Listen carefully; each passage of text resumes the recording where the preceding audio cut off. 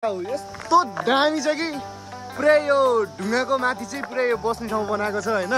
So म तपाईहरुलाई देखाउँछु हैन कस्तो रहेछ यो ठाउँ चाहिँ हैन। मैले पहिलेदेखि हेरिरहेको थिएँ यो ठाउँलाई चाहिँ कस्तो छ भनेर। लेट्स गो हेरौँ न। वाउ यस्तो दामी रहेछ कि हैन पुरै नगरौँ न।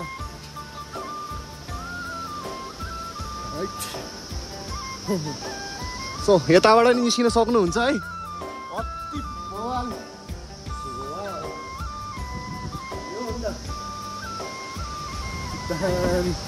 सो यहाँबाट चाहिँ मजाले तपाईहरु भ्यू हेर्न सक्नुहुनेछ।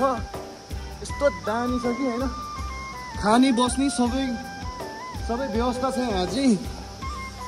र यहाँकै टावरमा छ यस्तो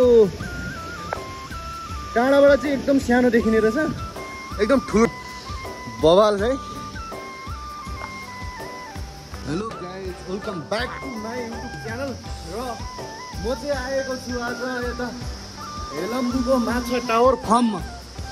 यता चाहिँ अति दामी र सो तपाईहरुले यस्तो भ्यू देख्न पनि सक्नुहुन्छ।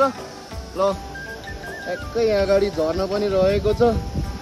र यता पनि यो ढुङ्गा माथि पनि खतरा एउटा घर बनाएको रहेछ टरो हैन। सो यहाँ पनि बस्न सक्नुहुन्छ एकदम मजा लिन सक्नुहुन्छ। र अति नै भवान छ यहाँ चाहिँ। अब कुनै दिन केटा हो आएर चिल गर्नुपर्छ है पासाङ दाजुभाइ है। नमराज रवि सबैजना हामी रमाइलो गर्नुपर्छ। यहाँ आएर चाहिँ चिल गर्नुपर्ने हुन्छ है।